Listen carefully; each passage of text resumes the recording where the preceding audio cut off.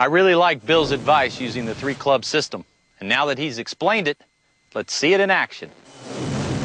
We understand the 3-club system. We understand that it's based upon a premise of gathering information with your eyes, creating a picture of how you would toss a ball, and then selecting an appropriate club and shot that would duplicate that picture. We now need to learn how to hit the 5 shots. The 2 shots that I'm going to hit here are the 2 lowest, the chip and the lofted chip. Whenever you need to hit a low shot on the golf course, you need to do these 3 things. Whether it's under a tree branch or under the wind with the wind in your face, you choke the handle of the golf club, you narrow your stance, you play the ball back in your stance. The handle leans forward, as does your weight. I feel like about 70% of my weight is into my left foot. Some of the things that I see with the average golfer is that when they're asked to put their weight on their left side, they do it from the waist down, but their upper half tilts backwards. So it kind of looks like this. Lower half left, upper half right. It's counterproductive. You can see with the use of this board that my shoulders are level here, and not only am I into my left side from the waist down, but my spine is in front of the golf ball, and I'm into the left side from my waist up as well. Some of the common errors: the head needs to be delivered to this impact bag and to the ball the same way that it starts. In other words, in a race to the ball, the handle must beat the head. I see an awful lot of setups that look like this with hand action that looks like that. One of the remedies is to use an impact bag or to take an extender, have it avoid your left rib cage, and take some practice strokes without hitting your ribs. If you put too much right hand into it, you're gonna break a rib with your weight falling backwards. So remember, the ball is back in the stance.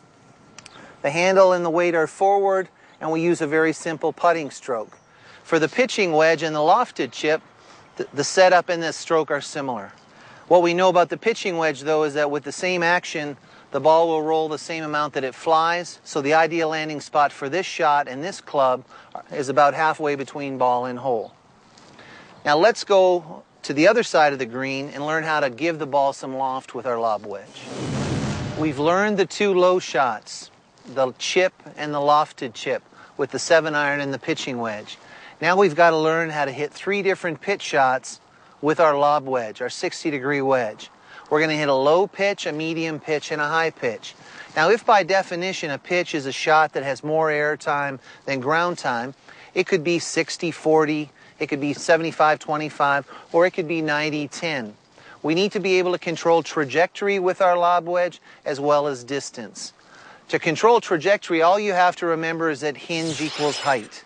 If you don't need any height, you don't hinge, and you use the none-none stroke. So for the low pitch, we play the ball back, we lean left, and we use that same wristless putting stroke. To give it a little bit of loft, we have to add some wrist hinge. But where we add the wrist hinge is the important factor.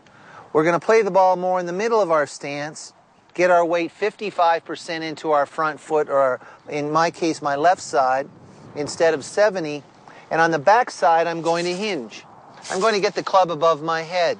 On the front side of my swing, I'm going to take the hinge out. So to me, it feels like hinging on the back with my hands and an arm swing on the front without my hands.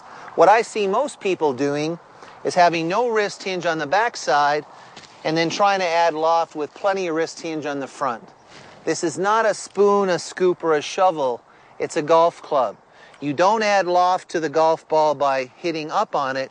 You actually add loft with a combination of a downward blow and the loft of the golf club. So remember, we're going to play the ball in the middle of our stance, even out our weight a little bit. You can even tend to lean it forward or get the ball a little bit forward of center. We're going to have plenty of wrist hinge here, plenty of wrist hinge here, and to back out distance, you can slow your stroke down a little bit. So it's kind of like a long, wristy, full swing, 1/4 speed. Some wrists on the back, some wrists on the front, makes that one some. We've got 3 shots with the lob wedge, 3 different pitches. Low, none. medium, some, none, and the high one, some, some. It's kind of like learning Cantonese. To hit a low shot, play ball back in a narrower stance. Lean club forward, weight on forward leg. Hands through the ball before club head. Hinge equals height. Low shot, none, none. Medium shot, some, none. High shot, some, some.